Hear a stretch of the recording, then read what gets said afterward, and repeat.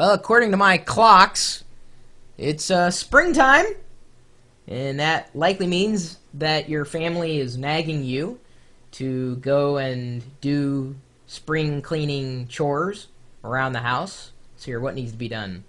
Well, the windows need to be washed, the OS 10 needs to be flipped, and the Linux likely needs a good batting down. Of course, that's not likely the case, but let's say it is the case that your family wants you to do some chores.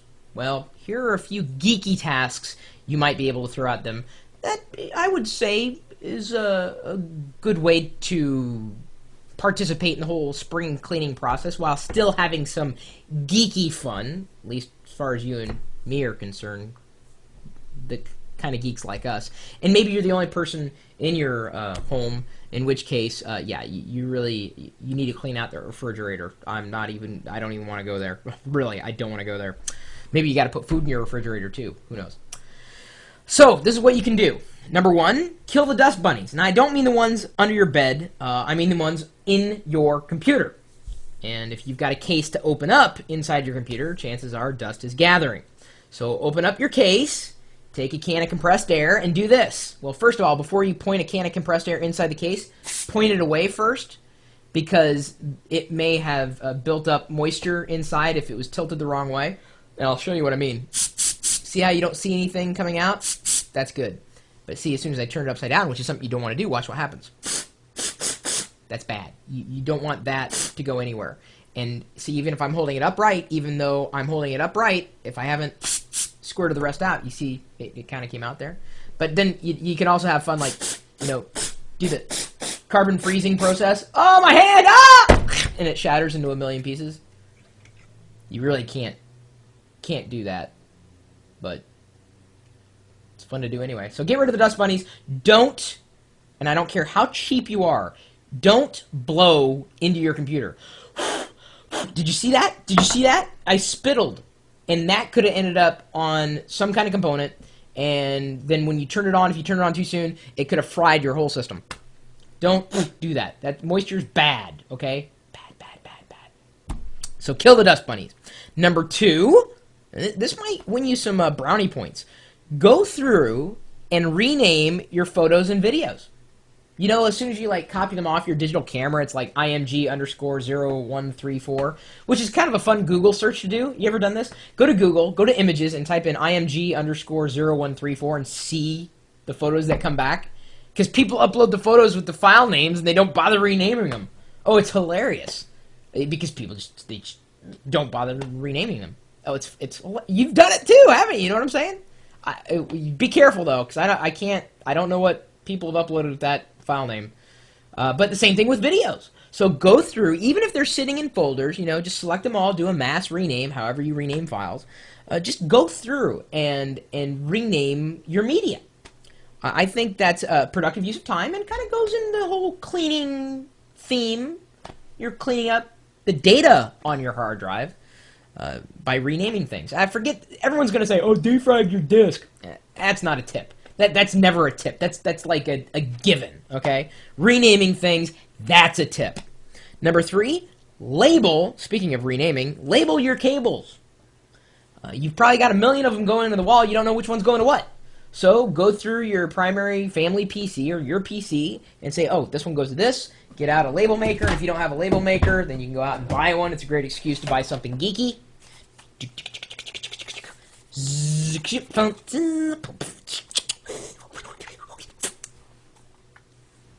Sound effects, of course, are optional.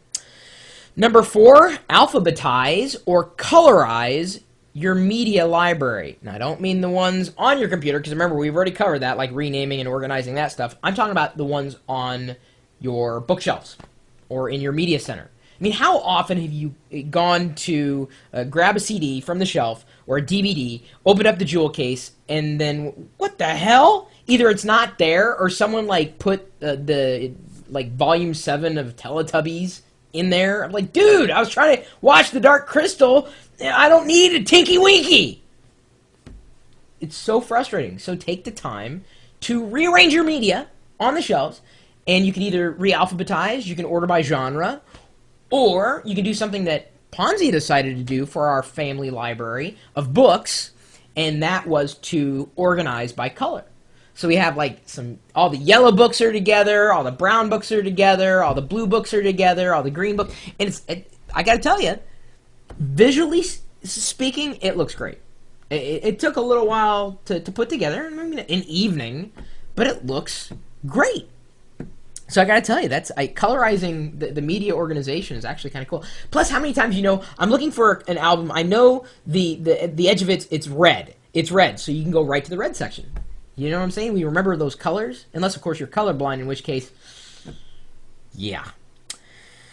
And then number 5, recycle old software or the software boxes. How many of you guys still have an MS-DOS 5 box sitting on your shelves?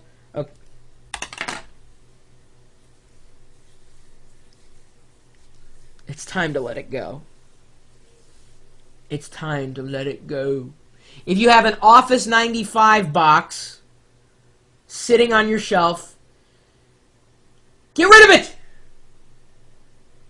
And if you're still using Windows 95 or Office 95, trust me, the free software out there is better than what you've got.